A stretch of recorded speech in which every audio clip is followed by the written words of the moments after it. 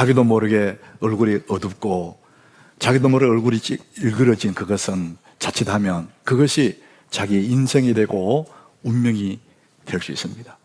의지적으로, 의도적으로도 얼굴을 펴셔야 됩니다. 저는 우리 모든 성도들이 얼굴이 확 펴지고 걱정, 근심 없는 건 아니지만 그래도 얼굴 펴고 밝은 표정으로 살아가는 그 모습을 보고 싶어요. 이게 하나님의 마음이고 저의 마음입니다. 제가 이 아침마다 행복의 스위치를 켜라, 이 말씀을 제가 깊이 생각하면서 상상한 게 하나가 있어요.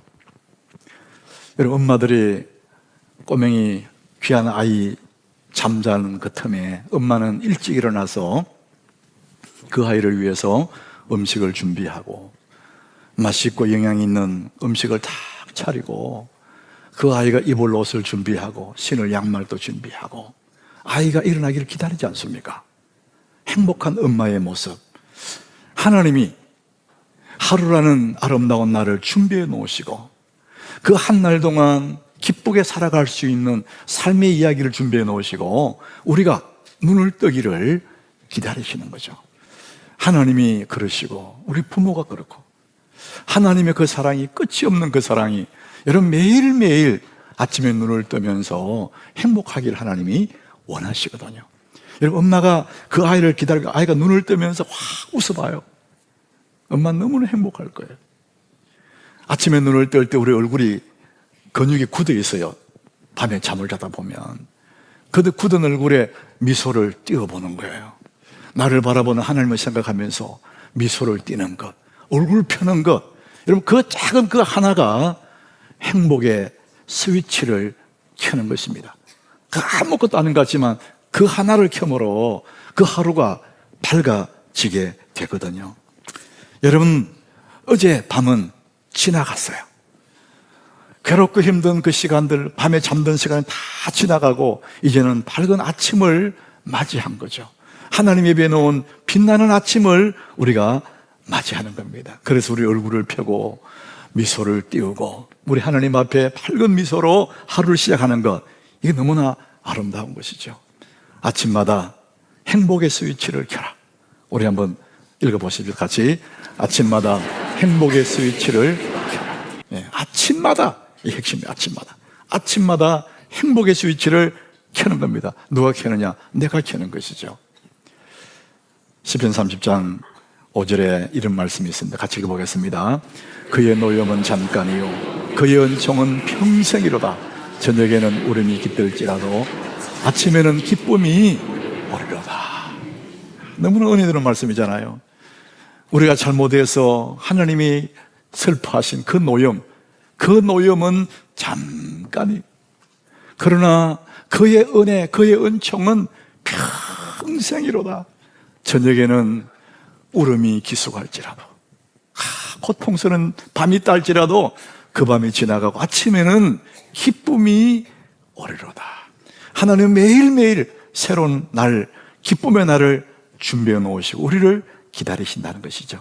그러므로 우리는 이 새로운 하나님의 은혜, 아침마다 행복의 스위치를 켜는 모습으로 우리는 이번 주제 챌린지 1%, 도전 1%에 도전할 수가 있습니다.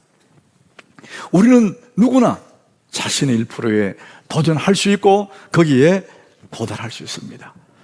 여러분들이 내가 할 수 있을까? 성경은 분명히 이렇게 말하죠. 예수님 하신 말씀입니다. 마가복음 9장 23절 우리 같이 읽어봅니다. 예수께서 이르시되 할 수 있거든이 무슨 말이냐? 믿는 자에게는 능히 하지 못할 일이 없느니라. 여러분의 능력이나 나이나 환경이나 아무 상관없고 조건은 딱 하나입니다. 믿는 자에게는 능히 하지 못할 일이 없느니라. 여러분, 믿는 거는 누구나 할 수 있지 않습니까? 몸이 약해도 믿을 수 있고 못 배워도 믿을 수 있고 가난해도 믿을 수 있어요. 우리가 할 수 없는 일이 없는데 조건 딱 하나, 믿는 자에게는 그렇습니다. 여러분, 예수 그리스도, 하나님 아들 예수 그리스도를 믿으시길 바랍니다. 그 믿으면은 모든 것을 할 수 있다는 거예요. 그래서 하나님이 공평한 거죠. 이 믿는 거는 누구나 할 수 있습니다. 예수님이 믿는 자에게는 능히 하지 못할 일이 없느니라. 이렇게 말씀했지만 여러분 중에서는 자기 처지를 생각하고 내가 뭘 할 수 있을까? 내가 지금 나이가 얼마인데 내 상황에 뭘 할 수 있을까? 이런 분들 오늘 제가 기쁜 소식을 하나 알려드리겠습니다. 하루 1% 15분 꾸준함의 힘, 이 책 제목이 좀 긴데 120시대에 대해서 유엔이 발표한 것을 거기에서 이야기했더라고요. 제가 이제 옮겨서 말씀드린 겁니다. 지금부터 8년 전에 2015년 유엔에서 사람의 평균 수명에 대한 새로운 규정을 발표를 했다고 합니다. 우리가 다 아는 것인데 5단계를 발표했는데 1살부터 17살까지 미성년자, 우리 다 그렇게 알고 있잖아요. 그 다음에 18세부터 65세까지 청년기 그랬습니다. 나는 청년이에요 지금. 우리 다 청년입니다. 66세부터 79세까지가 중년기라 그래요. 중년기 몇 분 없어요 지금 중년. 그리고 80세부터 99세까지가 노년기랍니다. 그리고 100세 이상부터 장수노인. 이게 이제 유엔에 발표한 새로운 규정이라는 것이죠.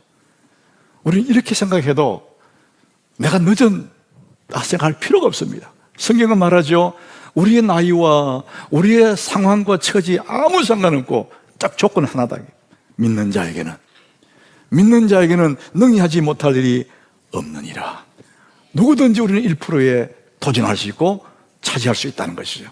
지난주에 말씀드렸던 달란트, 5달란트 받았거나 2달란트 받았거나 1달란트 받았거나 그 비교할 거 없고 내가 받은 거 그거 최선을 다해서 남기면 갑절로 남길 수 있다는 것이죠. 근데 사람들은 이 본능적으로 1달란트 받은 사람처럼 땅에 묻어놓고 편하게 살고 싶어요. 세상 돌아가는 대로 그냥 유유자적하게 편하게 살고 싶어요. 그러면은 이제 그것은 성경이 말하는 대로 악하고 게으른 자라 그랬거든요. 그 외에는 누구든지 믿는 자에게는 능히 하지 못할 일이 없다 이랬습니다. 사랑하는 여러분, 오늘은 아침마다 행복의 스위치를 켜는 겁니다. 자, 어떻게 켤 거냐? 오늘 여러분 말씀에 한번 집중해 보시기 바랍니다. 평범한 사람에게는 소원이 있고 위대한 사람에게는 목표가 있습니다. 여러분, 평범한 사람과 위대한 사람 차이는 능력의 차이가 아니고 목표의 차이입니다. 왜 사람들이 소원이 있는데 성공을 하지 못하느냐? 막연한 거예요. 소원이라는 게 막연해요. 출세했으면 좋겠다, 돈 벌었으면 좋겠다. 근데 이게 막연한 겁니다. 그렇기 때문에 그들이 나름대로 그 원함을 이루지를 못하는 겁니다. 성공한 사람, 위대한 사람들은 목표를 가지고 있다는 거죠. 자, 목표가 왜 중요한지 오늘 본문 1절에서 이렇게 말씀합니다. 우리 같이 읽어봅니다. 마음의 경영은 사람에게서도 말의 응답은 여호와께로부터 나오느니라. 여기에 두 가지를 말합니다. 사람의 경영, 그다음에 하나님의 일, 하나님의 응답, 이 두 개가 나와요. 우리는 이 말씀을 잘 보면 보통 사람들이 하나님의 전능하심, 하나님의 주권, 절대 주권에 무게를 두고 해석해 버리면은 사람이 아무리 해봤자 소용없어. 그 결국은 하나님 손에 있는 거야. 이렇게 말해버리면은요, 인간의 애씀이 다 필요가 없어집니다. 근데 성경은 그렇게 말하지 않습니다. 사람의 경영, 이건 사람이 할 일이고, 하나님이 하실 일은 그것을 이루는 분은 하나님이시고, 그러니까 사람의 책임과 하나님의 주권이 함께 가는 거예요. 여러분, 예를 들어서 우리 사람들이 이제 하나님 우리를 구원하실 때에 사람을 통해서 구원하시지 않습니까? 전도 받아서. 근데 선택하고 하나님이 예정하고 작정했다. 저 사람 구원하기로. 그러면 하나님 주권을 믿는 사람들은요, 저 사람 전도할 필요 없어. 가만히 놔둬도 하나님 작정해 놓은 사람이 구원받을 거야. 인간의 책임을 회피해 버립니다. 근데 하나님의 작정은 그게 아니에요. 하나님은 미련한, 전도라는 미련한 걸 통해서 사람을 통해서 복음을 듣게 하고 그걸 통해서 구원하도록 이렇게 하나님이 작정해 놓은 것이죠. 우리는 반드시 하나님을 섬기는 우리들은 인간의 책임을 생각해야 됩니다. 그리고 하나님 주권을 믿는 것이죠. 모든 것이 내게 달려있는 것처럼 애를 쓰고, 모든 것이 주님께 달려있는 것처럼 주님 의지하고, 이 두 개가 함께 가야 우리는 나름대로 1%에 올라가게 되는 것입니다. 그래서 사람의 경영은, 마음의 경영은 사람에게 있다. 경영이 뭡니까? 계획 세우는 거예요. 플랜을 짜는 겁니다. 아무 생각 없이 하는 것이 아니라 정확한 계획을 세우는 것입니다. 그것이 목표가 될 때 우리 위대한 사람으로 가게 되는 것이죠. 시편 20장 4절에 이런 말씀을 하고 있습니다. 내 마음의 소원대로 허락하시고, 하나님이 허락하시는데 네 마음의 소원대로 허락하시고 네 모든 계획을 이루어 주시기를 원하시나. 하나님은 막연한 아무 생각 없는 사람에게 은혜를 베푸신 게 아니고 내 마음의 소원을 품고 있는 겁니다. 여기서 네 마음의 소원, 이 소원은 막연한 생각이 아니에요. 열망입니다. 열망. 갈망하는 거예요. 그 마음의 열망을 품고 있는 네 마음의 소원대로 허락하시고 네 모든 계획, 주님 앞에 기도하며 세우는 그 계획을 하나님이 이루어 주시기를 원하신다, 이렇게 말씀합니다. 여러분들에게는 어떤 계획이 있으십니까? 여러분들에게 어떤 목표가 있으십니까? 여러분의 소원대로 하나님이 허락하시고 여러분의 계획대로 은혜를 베푸시는 이 하나님을 꼭 기억하셔야 됩니다. 그래서 우리는 반드시 목표, 계획을 세우셔야 돼요. 어떤 목표를 세워야 될까? 돈을 많이 버는 목표를 세울까? 뭐 좋죠. 내가 시험 봐가지고 성공하는 이런 목표를 세울까? 여러분, 그런 목표는 모든 사람이 다 다릅니다. 그런데 우리 모두가 다 한 가지 공통적인 목표, 그 목표를 가져야 우리가 1%에 도달할 수 있습니다. 그래서 최고의 투자는 자기 자신을 성장시키는 거예요. 자기 자신을 역량을 키워내는 것입니다. 그래서 자기의 성장 목표, 이것은 모두에게 필요한 아주 기본적인 목표입니다. 그래서 우리 성장 목표가 꼭 있어야 됩니다. 내 역량이 커지는 것이죠.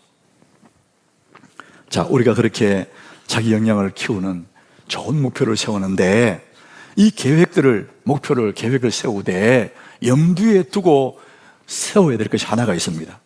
그게 뭐냐? 2절입니다. 오늘 본문 2절 우리 같이 읽어봅니다. 사람의 행위가 자기 보기에는 모두 깨끗하여도 여호와는 심령을 감찰하시느니라. 사람의 행위가 자기 보기에는 깨끗하다. 그러니까 사람들은 다, 모두가 다 자기 중심이에요. 나는 괜찮다는 거예요. 나는 옳다는 겁니다. 그러나 기준이 자기이기 때문에 그런데 기준은 내가 아니고 언제나 하나님이라는 것이죠. 하나님 입장에서 볼 때에 우리가 어그러질 수도 있고 잘못된 것도 있는데도 사람들 고집이 세가지고 나이가 들수록 아집이 셉니다. 그래서 좋은 사람들이 좋게 권면해줘도 안 들어요. 내가 왜? 이러면서. 심지어는 하나님 말씀을 가지고 목사가 권면해도 안 듣습니다. 자기가 옳다고 생각합니다. 그러니까 자기 중심으로 사는 것이죠. 우리가 계획을 세울 때 내 중심이 아니라 하나님의 영광을 위해서 하나님의 입장에서 그 계획을 세우고 그 목표를 세우는 겁니다. 여러분, 하루를 살아도 계획 없으면은, 아무 계획 없이 하루를 살면은요, 그 하루가 그냥 휙 지나가 버립니다. 덧없는 하루입니다, 여러분. 뭘 바쁘게 살았는 것 같은데 아무것도 없어요. 왜? 계획이 없었으니까. 여러분, 계획 없는 시간들은 어디로 흘러가느냐? 편하고 재밌고 편리하고 쉽고 쉬운 쪽으로, 편한 쪽으로, 재밌는 쪽으로 다 지나가 버립니다. 왜? 계획이 없기 때문에 그렇습니다. 윌리엄 캐리 이런 말을 하죠. 하나님을 위해서 위대한 일을 계획하라. 하나님을 위하여 위대한 일을 시도하라. 이렇게 말합니다. 사랑하는 여러분, 나는 역량이 부족할지는 모르지만 하나님이 전능하시기 때문에 여러분, 하나님을 위하여서 위대한 계획을 세우시기 바랍니다.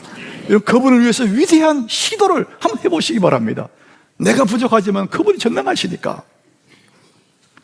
자, 그러면은 우리가 자신의 꿈 1%를 시작해야 되는데 어디서 시작하지? 어떻게 해야 되지? 이런 생각이 들 거예요. 자, 오늘 제가 두 가지로 말씀을 드릴 거예요. 우선 뭐부터 시작해야 되느냐? 몸부터 움직이셔야 돼요. 이 몸을 움직여야 됩니다. 제가 알고 있는 분 중에 지방에 있는 목사님인데, 이분이 이제 목회를 하면서 큰 어려움을 당한 거예요. 몇 번 그래요. 여러분, 목회자들이 다 겉으로 웃고 있지만 속이 이제 썩어가는 거거든요. 견딜 수 없는 너무나 힘든 그날에 그 아픔을 표현한 시가 하나 있어요. 제가 한번 읽어보겠습니다. 짐승들은 먹기 위해서 걷고 나는 무거운 삶의 짐을 벗으려 걸었습니다. 짐승들은 살기 위해서 걷고 나는 죽고 싶어 걸었습니다. 나는 끝이 안 보여서 걸었고 서러움을 견딜 수 없어 걸었습니다. 나는 참을 수 없어 걸었고 억울함을 이기지 못해 걸었습니다. 울고 싶을 때 울 수 없다면 죽음의 고통이고, 죽어야 할 때 죽을 수 없다면 삶의 고통이라는데, 나는 고통을 잊으려고 걸었고 죽으려고 걸었습니다. 걸으면서 죽었고 걸으면서 살았습니다. 걷다가 알았습니다. 내가 살아있다는 것을 알았고 내가 가보지 않는 길이 있다는 것을 알았습니다. 그리고 마지막 부분에 이렇게 끝을 냅니다. 걷는다는 것은 아직 가야 할 길이 있다는 것임을 알았습니다. 너무나 고통스러워서 이대로 끝나는가 싶은 그 시간에 걷다 보니까 홀가분해지고, 걷다 보니까 아직도 가야 할 길이 있구나, 그 길이 또 보이기 시작했다는 거죠. 여러분, 고통스러운 날에도 일단 몸을 움직이면 길이 보이기 시작합니다. 굳어버린 자기의 생각의 틀, 이거는 참 깨지지 않는데 그래요. 진짜 그렇잖아요. 내 생각에 고정된 틀을 잘 안 깨져요. 이 틀을 깨려고 약을 먹고 음식을 먹는다 되는 게 아니고, 그 굳어 있는 그 생각의 틀을 깨는 가장 좋은 방법은요, 몸을 움직이는 거랍니다. 그러면 이게 유연해진다고 말을 해요. 이 전문가들의 얘기입니다.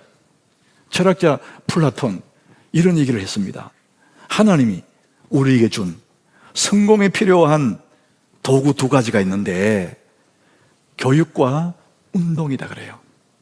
하나는 영혼을 위한 것이고 다른 하나는 이 몸, 신체를 위한 것이다. 우리가 몸을 움직이면 아무것도 안 보일 때라도 일단 몸을 움직이면 내 속에 에너지가 생기기 시작하고 이제 길이 보이기 시작하고 유연해지기 시작한다. 몸을 일단 움직여라. 자, 하나님은 요한 3서 1장 2절에 우리를 향한 하나님 마음이 잘 표현되어 있습니다. 우리 하나님의 마음 같이 읽어보겠습니다. 사랑하는 자여, 내 영혼이 잘됨 같이 네가 범사에 잘되고 강건하기를 내가 간구하노라. 사랑하는 자여, 그렇습니다. 우리가 이렇게 못나도 하나님 우리를 너무나 사랑하신다는, 사랑하는 자여, 하나님 바람이 뭐냐? 내 영혼이 잘되고 네가 범사에 잘되고 강건하기를 내가 원한다. 사람이 영혼만 있는 것이 아니고 몸뚱이만 있는 것이 아니고, 사람은 몸도 있고 마음도 있고 영혼도 있고 이게 합쳐져서 인간인데, 이 어느 하나만 잘 되는 게 되는 것이 아니라 이 세 개가 다 토탈리 건강해져야 전인 건강해진다는 거죠. 하나님 원하시는 건 뭐냐? 우리가 몸도 마음도 영혼까지 다 건강하기를 하나님 원하시고, 그래서 이 땅에서 복되게 살기를 하나님이 원하신다는 것입니다. 그 중에 가장 우선순위에 사랑하는 자여, 내 영혼이 잘됨 같이, 영혼을 얘기해요. 내 영혼이 살아나야 나머지 것들이 다 의미가 있는 거거든요. 하나님 없는 성공 아무짝에 쓸데없습니다. 하나님 없는 여러분 대단한 성공, 그건 아무것도 아닙니다. 그러나 영혼이 잘 되면은 나머지 것들은 다 의미가 있는 것이죠. 자, 그래서 우리는 1%에 시도하는데 첫 번째 몸을 움직이는 것이고, 그 다음에 우리 영혼이 잘 되게 하는 것입니다. 그게 뭡니까? 은혜를 받는 것입니다. 여러분, 은혜를 받으시길 바랍니다. 내 영혼의 은혜를 받아야 내 영혼이 잘 되는 거예요. 오늘 3절에 보십시오. 이렇게 말씀합니다. 너의 행사를 여호와께 맡기라. 그리하면 네가 경영하는 것이 이루어지리라 그랬습니다. 너의 행사, 너의 삶의 모든 것들을 하나님께 맡기라. 맡기는 것은 굴려버린다, 그런 의미예요. 내가 가지고 있는 무거운 짐을 굴려버리는 거예요. 누구에게? 하나님께 맡기라. 그리하면 네가 경영하는 것이 이루어지리라. 그 무거운 짐을 지고 낑낑거리지 말고 하나님께 맡겨버리라는 거예요. 그러니까 하나님이 알아서 다 문제를 풀어가지고 네게 주겠다, 이런 얘기입니다. 여러분, 맡긴다는 것은 전제 조건이 뭡니까? 믿어야 맡기지. 믿어야. 못 믿는 사람에게 뭘 맡깁니까? 여러분, 저에게 돈을 맡길 수 있어요? 한 10억 정도 그냥 맡길 수 있어요? 있어야 맡기지. 이런 사람이 있을 거예요. 여러분, 10억이 아니라 1억도 1,000만 원도 나를 못 믿으면 안 맡길 거예요. 근데 은행에는 처음 본 사람이 돈을 푹 내주잖아요. 믿으니까. 여러분, 하나님을 믿어야 내가 맡길 수 있는 거거든요. 여러분, 우리 하나님은 전능하신 하나님이십니다. 그분은 너무나 선하신 분이에요. 변함없는 분이에요. 그렇기 때문에 너의 행사를 여호와께 맡기라, 그렇게 말합니다. 여러분, 맡기는 것은 기도하는 것입니다. 여러분, 기도하지 않고 어떻게 맡깁니까? 주님, 이렇고 이런 묵은 짐이 있습니다. 이렇게 입으로 고백하는 것, 이것이 맡기는 거지 않습니까? 여러분, 우리 영혼의 은혜를 받아야 우리가 1%에 올라갈 수 있습니다. 엘리야 시대 때 3년 6개월 동안 비가 내리지 않았어요. 여러분, 이 땅에 3년 6개월 비가 안 내렸다. 식물도 동물도 살아날 자가 없습니다. 사람들도 다 죽어갑니다. 살 길은 하나밖에 없어. 비가 와야 돼. 비 내리지 않는 그 땅에, 메마른 땅에 돈도 소용없고 권력도 소용없어요. 인간의 좋은 계획도 아무 의미가 없습니다. 위에서 비가 내려줘야 살아나잖아요. 사는 길은 비 내리는 것밖에 없어요. 그래서 엘리야가 갈멜산 꼭대기에 올라가서 하나님께 부르짖잖아요. 기도하잖아요.